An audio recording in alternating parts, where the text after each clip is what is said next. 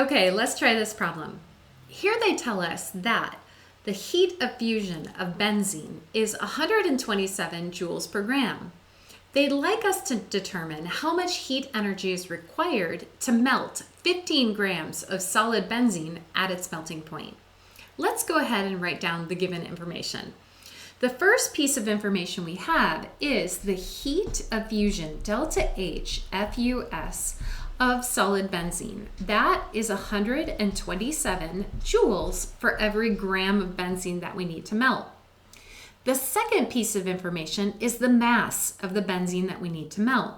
The mass of our sample is 15.0 grams.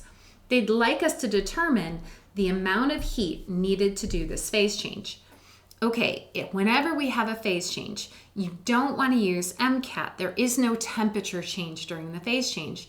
Instead, we're either going to use the mass times the heat of fusion or the moles times the heat of fusion.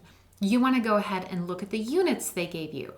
Since they gave you the heat of fusion in joules per gram, all we need to do is multiply by the number of grams that we have. Then we'll have the joules.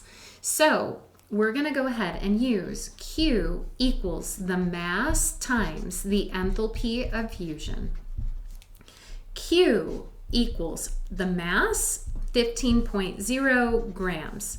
The heat of fusion, 127 joules per gram.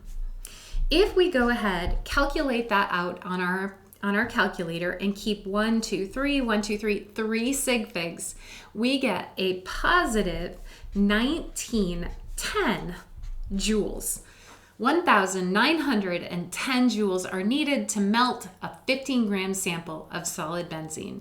Hope that helps. Take care.